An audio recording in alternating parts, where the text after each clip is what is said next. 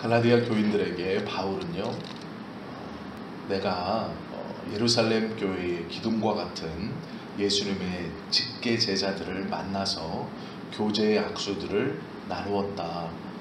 그런데 그때에 오늘 이 갈라디아서 2장 10절 말씀처럼 가난한 자들을 좀 생각하라, 또 가난한 자들을 좀 도와라, 그것을 좀 신경 쓰면 좋겠다라고 이야기했다라는 부탁을 받습니다.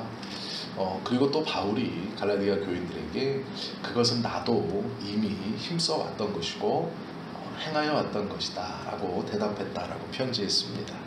그런데 이것은요, 정확하게 볼 필요가 있습니다. 예루살렘에 가서 예수님의 직계 제자들, 예루살렘의 리더들과 교제의 약속, 즉 너도 하나님께서 부르신 사역자인 것을 또 네가 전하는 그 이방인들에게 다니면서 너가 전하는 그 복음이 우리가 전하는 복음과 다르지 않다. 그리고 우리가 예수님의 제자로 선택되고 부르심을 받아 유대인들에게 복음을 전하는 것처럼 내가 하나님께 선택되어 이방인들에게 복음을 전하는 것을 인정한다. 이런 뜻입니다. 그런데 그 인정함 속에 특별히 바울이 꺼내놓는 한 가지가 있습니다. 그게 뭐냐면 가난한 자들에 대한 관심을 자기도 원래 했던 것이고 제자들도 그 이야기를 하고 있다라는 거예요. 근데 우리가 이것을 두 가지로 좀 봐야 됩니다. 먼저 첫 번째는 우리가 지금 알고 있는 것처럼 예수님을 믿는 사람들은 가난한 자들에게 관심을 가져야 한다라는 것이죠. 그것은 우리가 보편적으로 다 알고 있는 것인데요. 이 갈라디아서 2장 10절에서 말하는 것은 원뜻이 있습니다. 그게 무엇이냐면 이때 당시 초대교회, 즉 이 예수님의 공동체, 예수 공동체의 초기 교회의 모델은 많은 이방인들이 예수님을 이제 믿으면서 교회가 형성되고 그 교회가 이제 가정마다 지역에 있는 좀 유력한 가정들마다 자신의 집을 교회로 오픈해서 이렇게 예배를 드리고 있었습니다. 그리고 그때 이들이 예물을 드립니다. 근데 그 예물 중 일부를 떼어서 많은 그 지중해에 흩어져 있는 교회들이 그 헌금 중 일부를 떼어서 예루살렘 교회로 보내고 있었습니다. 왜 보내고 있었냐면 예루살렘 교회에 어렵고 힘든 믿음의 형제들이 많이 있었기 때문에 그랬습니다. 그러면 가난한 자나 어려운 자는 모든 곳에 다 있는데 뭐 예루살렘 교회가 예수님의 고향이라고 예수님의 직계 제자들이 그곳에 많이 있다고 예루살렘 교회의 가난한 자들만 돌아보고 뭐 퍼져 있는 가난한 자들은 좀 덜 신경 썼느냐, 그런 의미가 아니고요. 예루살렘 교회에 있는 예수님을 믿는 성도들이 특별히 더 어려웠습니다. 왜 그러냐면 우리가 아시는 것처럼 유대교에 소속되어 있다가 이들이 예수를 믿는다는 것만으로도 그 공동체에서 추방을 당하고 있었던 때예요. 또한 핍박을 받고 있었던 때입니다. 그리고 이제 어떤 일이 벌어지냐면 초창기에 예수님 사역에서부터 수많은 여인들이 예수님을 따랐습니다. 그리고 예수님의 십자가의 사건과 부활을 경험하고 예수님께서 승천하신 후에 마가의 다락방에 모여서 성령을 받으며 교회가 막 성장하던 예루살렘 교회의 이 초기 예수 공동체의 속에는 유대인이었다가 예수님을 믿겠다고 신앙을 바꾼, 즉 개종을 한, 유대인들의 표현대로라면 배교를 한 사람들은 유대 공동체 사회에서 더 이상 도움을 받거나 구제를 받을 수 없게 됐죠. 그것뿐만 아니라 이들이 육체를 사용해서 노동을 하거나 취업을 하거나 사회생활을 하는 것을 엄격히 금하고 그것을 핍박까지 했습니다. 그래서 특별히 예루살렘 안에서 내가 예수님을 믿는다라고 말하면서 예수 공동체에 들어와 있는 이 사람들의 어려움은 내가 열심히 일해가지고 이것을 극복해 나아가고 끼니를 마련하고 할 수 있는 형편이 못 됐습니다. 그래서 그것을 알고 있는 지중해 전역에 이 새로 생겨나고 있는 예수 공동체, 초기 기독교의 교회에서 헌금 중 일부를 떼어 예루살렘 교회로 돈을 보내기 시작했고, 또 예루살렘 교회는 그것을 받아서 고아와 과부들과 그렇게 신앙 때문에 따돌림을 당하고 어려움을 당하는 가난한 사람들을 구제하고 도왔죠. 이것이 어떠한 것이었냐면, 예루살렘 교회 외에 지중해에 퍼져서 생기는 예수 공동체가 예루살렘 교회와 같은 결이다. 즉 예루살렘 공동체가 믿고 있는 예수님과 예루살렘은 아니지만 다른 지역에 세워져 가고 있는 교회들이 같은 복음, 같은 예수님, 같은 신앙을 공유한다라는 표로 그 교회들이 이 예루살렘 교회에게 헌금을 보냈던 겁니다. 그래서 대부분의 교회에서 예루살렘 교회에 헌금을 보낸다는 얘기는 그 예루살렘 교회 초기 예수 공동체의 신앙과 신학과 우리 교회가 다르지 않다, 똑같다. 즉 우리 교회는 그 초기 예수님의 복음을 바로 믿는 예루살렘 공동체, 예루살렘 교회와 교제를 하고 있다. 왜? 신앙이 똑같고 신학이 똑같기에 우리는 그렇게 도움을 주고 있다. 이것은 예루살렘 교회의 신앙 때문에 핍박을 받고 있는 가난한 사람들 때문이기도 하지만, 지중해에 지금 생겨나고 있는 교회의 정통성, 네가 지금 믿고 있는 예수가 그 예루살렘 교회에서 믿고 전하고 그곳에서 활동하다가 십자가에 달려 죽으시고 부활하시고 승천하신 그 예수와 동일한 예수를 믿는 것이냐? 그렇다라고 했을 때 구체적 증거가 무엇이냐? 이렇게 내밀었을 때 우리는 예루살렘 교회에 헌금을 보내면서 예루살렘 교회의 성도들의 그 가난을 돌아보고 있는 교회다. 그래서 우리는 그들과 교류하고 믿는 신앙과 신학이 같다. 이렇게 증거하는 거였어요. 그러니까 지금 갈라디아 교인들은 거짓 선생님들이 들어와서 거짓 복음을 전하고 있는 겁니다. 그러면서 지금 바울을 어떻게 공격하느냐? 저의 사도성이 문제가 있다. 저는 예수님의 직계 제자도 아니다. 그러기에 저가 전하는 복음이 불완전해서 율법도 지켜야 한다. 이렇게 말하고 있습니다. 그러니까 바울이 교제의 약속을 나누었다라고 하면서 이상한 것이 아니다. 내가 전한 복음이. 그리고 또 이렇게 말하는 거예요. 너희가 아는 것처럼 그들이 가난한 자를 돌아봐 달라 라고 말했을 때 그것은 나도 이미, 즉 이게 무슨 얘기냐면 나도 이미 초기 공동체를 세운 이 교회들에서 이미 예루살렘 교회에 돈을 보내면서 교류를 하고 있고, 이 교회들은 잘못되거나 부족한 복음을 믿는 게 아니라 예루살렘 교회와 같은 복음을 믿고 있다. 이해되시죠?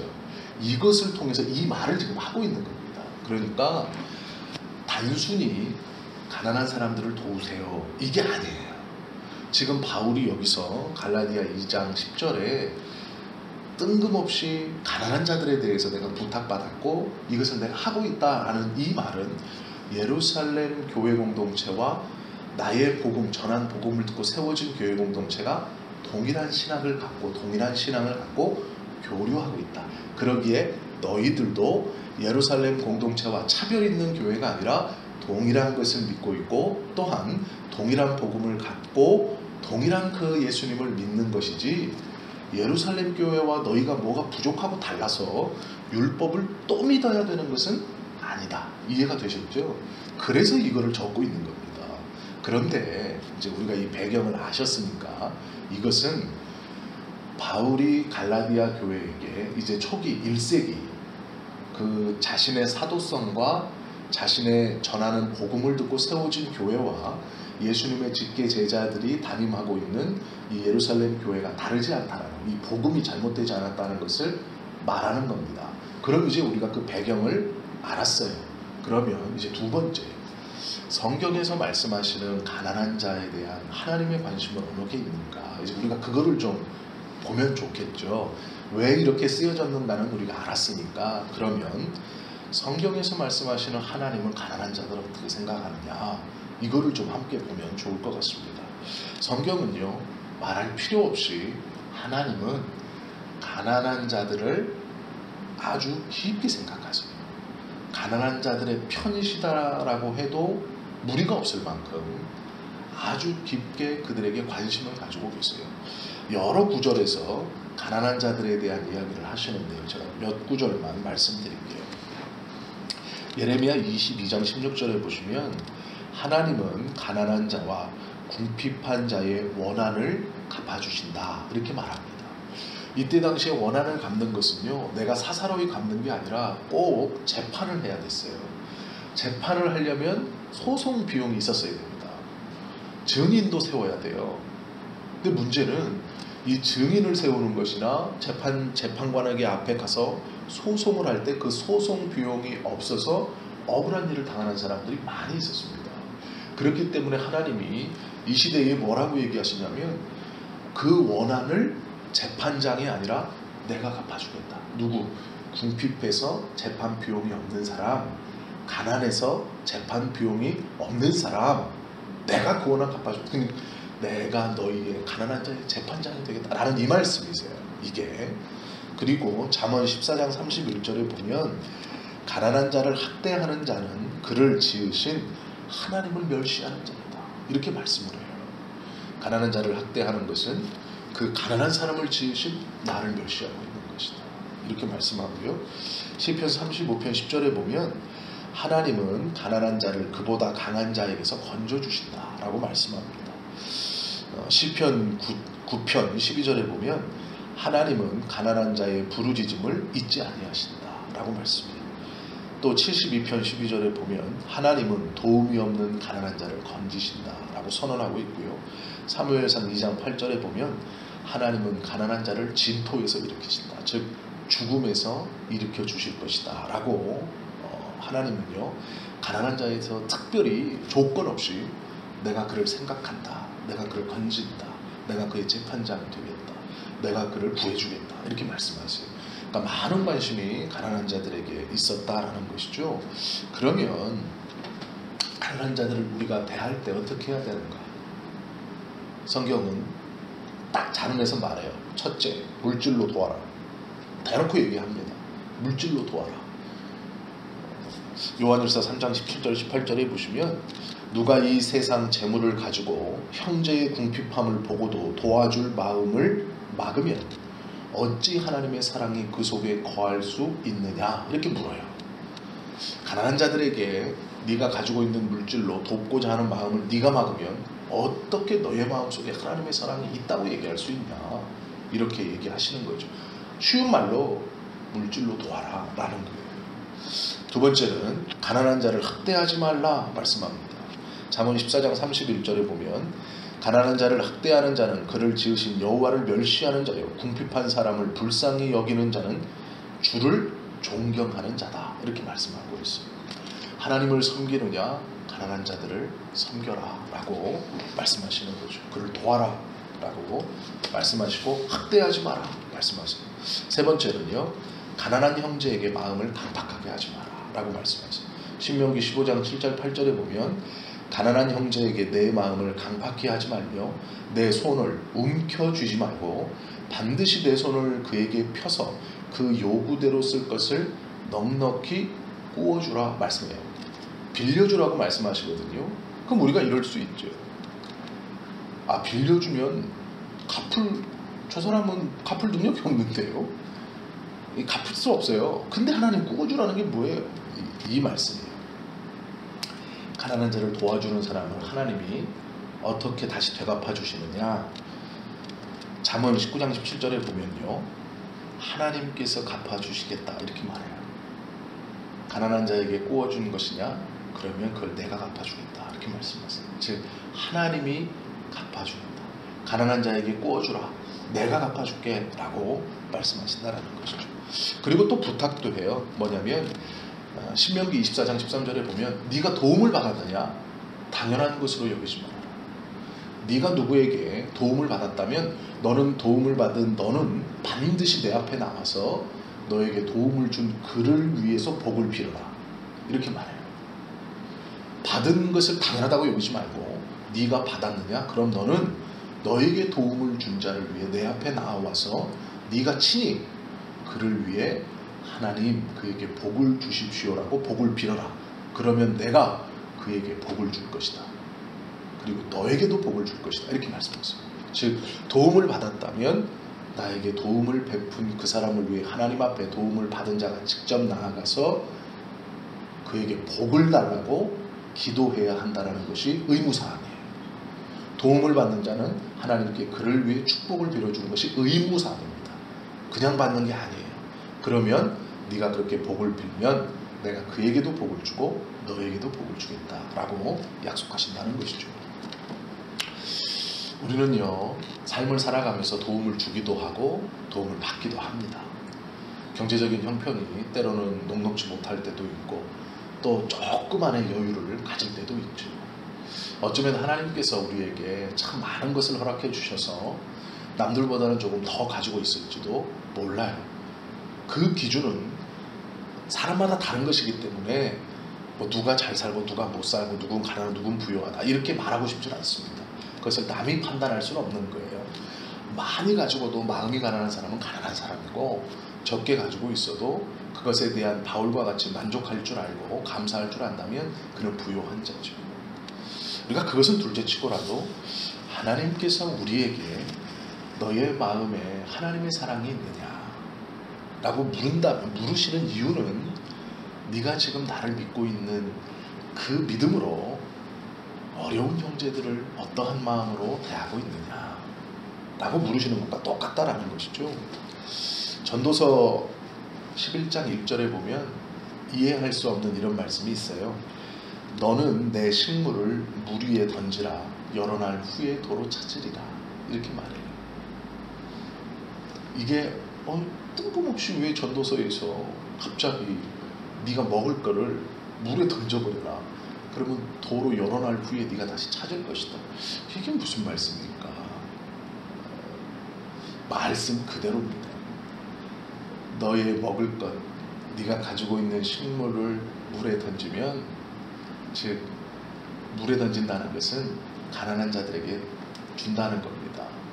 이 냇가는 가난한 자들이 모여서 목을 죽이고 배를 죽이던 장소예요.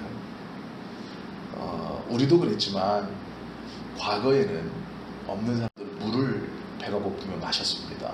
예루살렘은 똑같아요. 그리고 우물가에 있을 때 부자들이 와서 적선을 잘 해줘요. 그 우물가를 지나가면서, 냇가를 지나가면서 그곳에 있는 가난한 사람들에게. 물에다 식물을 던진다는 얘기는 누가 주워 먹을지는 모른다는 거예요. 그런데 네가 그렇게 던지면 그 던진 물질을 네가 여러 날 후에 도로 찾을 것이다.